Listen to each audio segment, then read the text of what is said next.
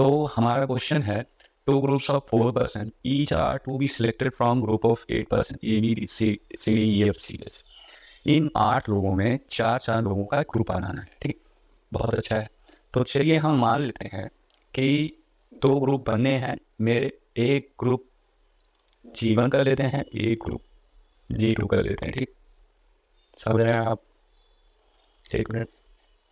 तो 2 ग्रुप मैंने बना दिए, एक G1 एक G2। अब हम क्या करेंगे कि डाटा पढ़ेंगे। ठीक, डाटा पढ़िए। एक चीज़ सीधा आप जानिए कि आपको एलआर के कोर्सेस में ये जो डाटा इस नंबरिंग के फॉर्म में आते हैं, उन्हें एक बार पढ़ के और जो आप समझे हैं उससे आप लिख लीजिए। ठीक, इसमें तो ये लैपटॉप है, आप अगर अपने रफ शीट पे लिखते हैं तो इस तरीके का कॉलम बना लीजिए और उसमें भी नंबरिंग कर लीजिए कि पहला पॉइंट क्या कह रहा था, दूसरा पॉइंट क्या कह रहा था, तीसरा पॉइंट क्या कह रहा, चौथा पॉइंट क्या कह रहा। तो मान लीजिए मेरा पहला पॉइंट कह रहा है कि B is selected into a team, D should also be selected in the same team. इसका एक कंक्लूजन ये है कि बी और डी एक साथ आने वाले हैं, यानी जिस ग्रुप में बी जाएगा उस ग्रुप में डी जाएगा। ठीक, दूसरा, if E selected into a team then C must be selected into other team. यानी कि इसका एक ही मीनिंग है कि ई और सी एक साथ नहीं आएंगे। ठीक, अगर ई एक में आ गया तो सी डेफिनेटली दूसरे ग्रुप में चला जाएगा। तीसरा वाला देखते हैं। तीसरा वाला ये कह रहा है जी ये should not be selected in the same team. Same बात कर रहा है, लैंग्वेज बदलते हैं पर आप ध्यान देंगे और इस तरीके से आप लिख लेंगे। इस तरह आप नोट्स में लिख लेंगे, यहाँ बी डी लिख लेंगे आपने समझने लगा, और ई सी। तो ये आपको दोबारा नहीं पढ़ना पड़ेगा और आप इससे इजीली लैंग्वेज में यहाँ से देख सकते हैं। और चौथा कह रहा है selected into exactly one team that is a general term, और इससे आपको तुरंत पढ़ के समझ लेना है, इसका कोई अपना मीनिंग नहीं है। यहाँ भी ऐसे लिख लेंगे। ठीक, अब आइए हम अपने हिसाब से बढ़ाते हैं। मान लीजिए जीवन ग्रुप है, जीवन में अगर हम बीडी को ले लेते हैं। ठीक, तो बीडी ले लिए तो बचे यहाँ, अभी हमें 2 लोगों को लेना है कि 4 का ग्रुप बनना है, यहाँ भी 4 लोग रहेंगे। तो बीडी में अगर हमने बीडी इधर ले लिया, मान लीजिए अगर इधर सी आएगा तो इधर सी आएगा, इधर अगर सी आएगा तो इधर ई आएगा। ऐसे ही रहते अगर ये भी नहीं लेते हैं, पहला वाला कंप्लीट कर लेते हैं। ठीक, तो पहला वाला हाँ अपना अगर हम कंप्लीट करें तो अगर मान लीजिए ई लिया मैंने इधर तो उधर अपने आप सी चला जाएगा, ऐसा क्वेश्चन में कह रहा है। तो ई उधर चला जाएगा। अगर मान लीजिए जी ले लें तो उधर क्या चला जाएगा, ये चला जाएगा। इसके 4 पूरा हो गए तो यहाँ बचा ए हो गया, तो यहाँ ले आएंगे।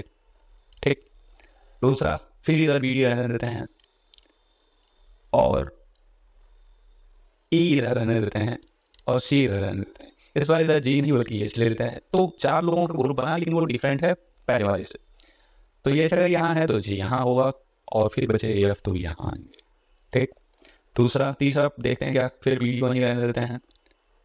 अगर ई यहाँ से हटा के यहाँ सी ले आए और ये इसको रहने दें तो यहाँ क्या आ जाएगा, यहाँ हो जाएगा ई आ जाएगा, क्योंकि सी यहाँ है तो यहाँ आ जाएगा, और ये अगर वहाँ है तो सी यहाँ रहेगा, बाकी ये तो ऐसे आएगी।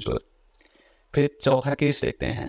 अच्छा हाँ, एक चीज़ ध्यान रखिएगा, आप सेट लगाते हैं तो आपके दिमाग में ऐसा कंक्लूजन बना होता है कि आपको एक फाइनल सेट तैयार करना है जहाँ हमारे सारे आंसर रह जाते हैं। पर कैट में ये चीज़ें बहुत कम है। वहाँ मोस्ट ऑफ केसेस में ऐसा ही होगा कि क्वेश्चंस में कई सारे केसेस बनेंगे और क्वेश्चन इसलिए डिफिकल्ट होता है थोड़ा कि आप सारे केसेस डिस्कस नहीं करते हैं, आप एक चीज़ मान के चलते हैं और उसके थ्रू सारे आंसर टिक कर देते हैं, जो कि गलत हो जाता है। ऐसा नहीं करना है, आपको सारे सेट को देखना है। ठीक, फिर यहाँ से रहने देते हैं, इस बार यहाँ से जी हटा के जी ले आते हैं। ठीक, तो क्लास में ग्रुप बना और सेम चीज़ अगर सी वहाँ है तो यहाँ ई हो जाएगा, जी वहाँ है तो यहाँ हो जाएगा, तो ऐसे ठीक।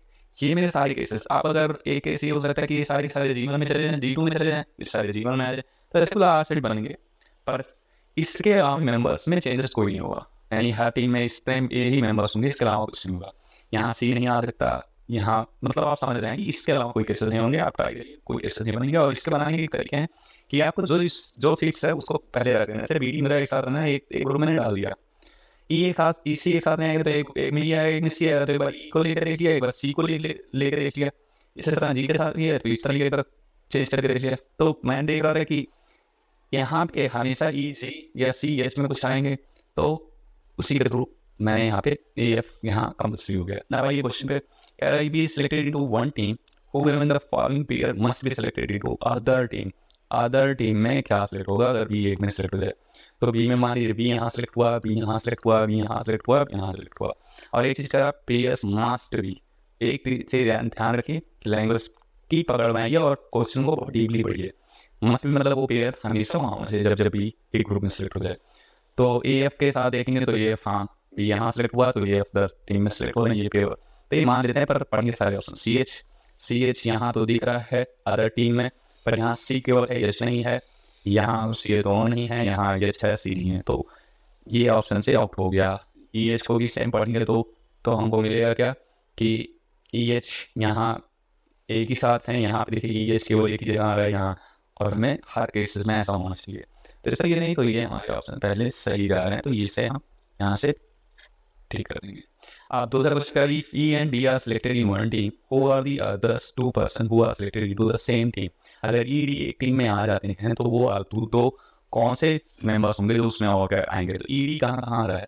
ई डी यहाँ आ रहा है, ई डी यहाँ आ रहा है और ई डी यहाँ आ रहा है। तो ई डी यहाँ आ रहा है तो यहाँ फिर दूसरा मेंबर क्या है? पी जी आ रहा है, और दूसरा मेंबर यहाँ पी एच आ रहा है। तो पी जी बी एच दोनों आएगा, क्या ऑप्शन में बी एच है, आप एक करेंगे तो इस तरीके की गलती हो जाएगी। दोनों केसेस के लिए फिर तीसरा क्वेश्चन क्या पूछा था? Following is valid team. अच्छा, इस क्वेश्चन देखिए, अगर आप ढूंढने जाएंगे टाइम लगेगा, टाइम वेस्ट बिल्कुल नहीं करना है। आप जितना कोशिश करेंगे कि पढ़ के आपको समय बचाना है। तो एक्चुअली देखिए कि हर सेट में ए एफ एक साथ आ रहा है, तो यहाँ ए एफ नहीं है तो ऐसा कोई मैम टीम वैलिड टीम बनेगा नहीं।